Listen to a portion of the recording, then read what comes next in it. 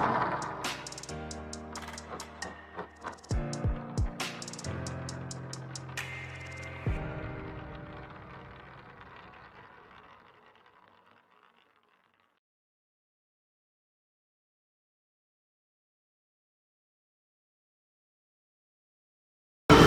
Friend, I am doctor Harshad Rawal MD homeopaths और मेरी channel में आपका स्वागत है।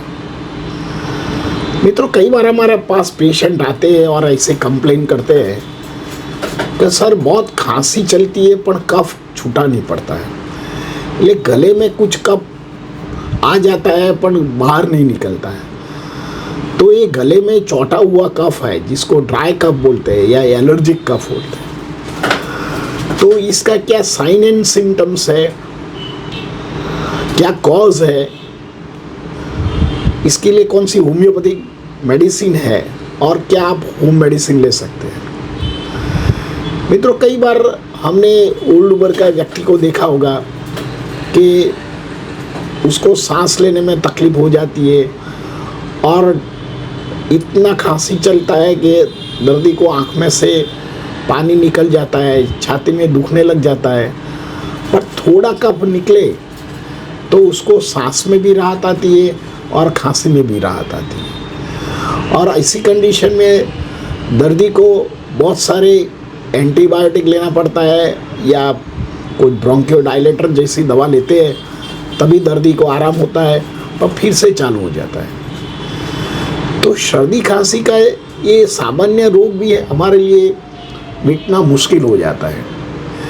क्योंकि जब हम सर्दी खांसी हो जाता है तो हम क्या करते हैं, आधुनिक दवा ले लेते हो और ये आधुनिक दवा इतनी स्ट्रांग होती है तो शुरुआत में तो एक दो दिन में हमारा सामान्य दवा या एंटीबायोटिक से तो अच्छा हो जाता है, पर फिर से सिम्टम आ जाते हैं। ज़्यादातर बच्चों में बहुत ज़्यादा सिम्टम आते हैं और इतनी खांसी चलता है बच्चों में और कफ निकलता नहीं। जब हम एक्सरे निकालते हैं, ब्लड टेस्ट कराते हैं, तो इसमें कुछ फाइंड आउट नहीं होता है। तो फिर भी जो बच्चा होता है या ओल्ड उम्र के व्यक्ति होते हैं, ये ठीक नहीं होते हैं और गले में चौटा हुआ जो कफ है वो बाहर नहीं निकलता है। इसका कारण जो हमने पास्ट में जो हमने दवा लिया है एंटीबायोटिक्स, ये क्या करता है कि जो गले में के अंदर का वो दब जाता है और 90% जो हमारा गले में म्यूकस होता है, जो ह्यूमिड होता है, जो चिकास होती है हमारे, ये चिकास का काम ऐसा है कि जो गले में कोई भी इन्फेक्शन आता है तो बारों बार ही खराब उसको रोक देता है। परंतु हाई एंटीबायोटिक जरिए जो गले का अंदर का जो इंटरनल सरफेस में म्यूकस है वो सूख जाता है। सूखने के कारण ये सर्दी हमारा खून में चली जाती है और थोड़ा भी एटमॉस्फेयर कुछ ठंडा हो जाए या कुछ ठंडा खा लिया या बच्चों ने चॉकलेट खा लिया या एटमॉस्फेयर चेंज हो गया, 2 दिन एसी में सो गए या कुछ ड्रिंक हमने ले लिया, कुछ मिठाई ले लिया, तो तुरंत ड्राई कफ चालू हो जाता है। और ड्राई कफ इतना रहता है दर्दी को सारी रात खांसी करना पड़ता है और 2-3 घंटे में इतनी खांसी चलता है। और दर्दी के जो छाती के भाग है मांसपेशी, इंटरकॉस्टल पेन, तो इसमें इंटरकॉस्टल पेन हो जाता है, मीन्स पासड़ी में दुखा हो जाता है और पेट में भी दुखा होता है। तो एक कफ को कैसे तरह पिघाला जाए और बॉडी में से निकल जाए, ये होम्योपैथिक में बहुत मास्टर ड्रग्स है। तो एक कफ होने का क्या कारण है, इससे क्या सिम्टम बनता है, क्या साइन होता है और इसके लिए क्या आप होम मेडिसिन भी कर सकते हैं और उसकी अलग अलग संभावनाएं, होम्योपैथिक के लिए अलग अलग मेडिसिन है। तो गले में जो चौंटा हुआ जो कफ है ये धीरे धीरे खुद में से वॉश हो जाता है और आपका गला ठीक हो सकता है। तो इसका क्या कारण हो सकता है, तो सबसे पहले तो एक allergy is a main cause. कई बार डस्ट की एलर्जी होता है, कई बार पॉल्यूशन की एलर्जी होता है, कई बार हमारा कोई कलर की एलर्जी हो सकता है, कई बार पीजन जो कबूतर होते हैं, ये कबूतर भी ये डस्ट को कैरिंग करके निकलते हैं और कहीं भी बैठते हैं तो ये एरिया गंदा कर देते हैं। और इसका जो उसमें जो स्टूल होता है और स्टूल में सूख जाता है, सूखने के बाद हमारा फेफड़े में पहुंच जाता है तो ये गला और फेफड़े का अपर पार्ट में स्टिक कर देता है। तो ये भी कंडीशन हो सकता है। कई बार वेट वेदर हो और चेंज ऑफ वेदर हो तो भी गले में इन्फेक्शंस हो जाता है। कोल्ड एंड कफ के वजह से भी जो हायर एंटीबायोटिक लेते हैं तो पोस्ट के बाद ऐसा प्रॉब्लम हो जाता है। कई बार गले में पोस्ट नियल ड्रिप्स होता है तो इसकी वजह से भी ये ड्राई कफ कंटिन्यूस रहता है। कई बार साइनस का प्रॉब्लम्स होता है तो इनके जरिए भी यही प्रॉब्लम रहता है। और कोई लोग ज़्यादा स्मोक करते हैं, बार बार स्मोक करते हैं, इसके लिए भी गले में ड्राइनेस और उसको परसिस्टेंट कफ की बीमारी रहती है। कई बार एसिड रिफ्लेक्ट होता है तो भी गले में खाराश रहने की भी संभावना रहती है, जिसको LPR बोलते हैं। LPR में हमने लास्ट में वीडियो बनाया है तो आप ज़रूर देखना। तो भी हमने ये डिस्क्रिप्शन में हमने लिंक LPR के बारे में भी बताया है। कई बार LPR का भी रोग उसको एलर्जी इतना करता है कि दर्दी को खाने के बाद इतनी खांसी चलता है तो 2-3 घंटे के में उसको थोड़ा डाइजेशन हो जाए, स्टमक में थोड़ी जगह हो जाए, बाद में दर्दी को रिलीफ मिलता है। तो ये सब कुछ कारण गले में खाराश पैदा करती है, गले में कफ पैदा करती है। पर ये जो कफ है ये नॉन प्रोडक्टिव कफ है। दर्दी को कंटिन्यूस गला साफ करना पड़ता है, गले में इरिटेशंस करना पड़ता है, तब जाके बोलना पड़ता है। और इसे दर्दी को तकलीफ रहता है, गले में पेन भी होता है। इसे क्या साइंस या क्या सिम्टम्स होते हैं, तो पहले सिम्टम देखेंगे, बाद में साइन देखेंगे। तो इसका क्या सिम्टम्स है? सिम्टम्स में दर्दी को परसिस्टेंट कफ रहता है, इरिटेटिंग कफ रहता है, कंटिन्यूस कफिंग करना पड़ता है। कई बार गले में सूजन आ जाता है, कई बार वॉइस बॉक्स में सूजन आ जाता है, हॉर्सनेस हो जाता है, कई बार लॉस ऑफ वॉइस हो जाता है, गले में दुखने लग जाता है। इसके साथ हाई ग्रेड फीवर रहता है, बॉडी फटिग हो जाता है और बेचैनी लगता है दर्दी को। और कई बार ज़्यादा होता है तो लिम्फेडिनाइटिस भी हो जाता है।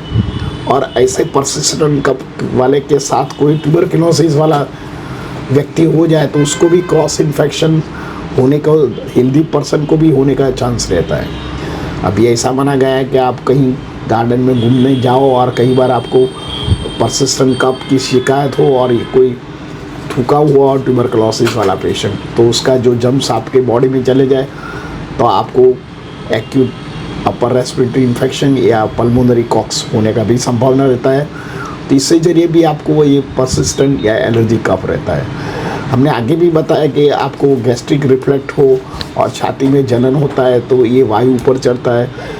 जिन लोगों को इंडाइजेशन का प्रॉब्लम है, इन लोगों को भी यही परसिस्टेंट कफ की समस्या रहती है। गले में ड्राइनेस रहता है, इरिटेशन रहता है और कई बार पीठ के पीछे दुखने आता है। ये सब सारे सिम्टम्स इसमें देखा गया है।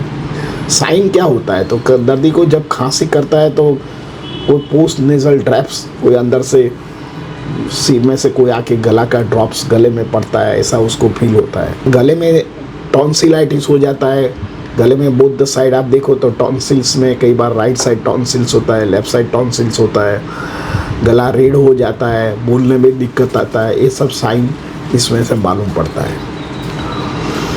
तो ये चौंटा हुआ कफ को कैसे दूर कर सकते हैं? तो आप ज़्यादातर गर्म पानी पीजिए, माउथ गार्गलिंग कीजिए और हनी जो है मध, जिसको ये हमारे गले को अच्छी तरह स्मूथिंग बताते हैं।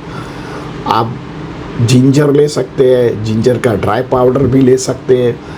तो ये जो दवाइयाँ है ये हमारा घर में है, जिसको होम मेडिसिन बोल सकते हैं।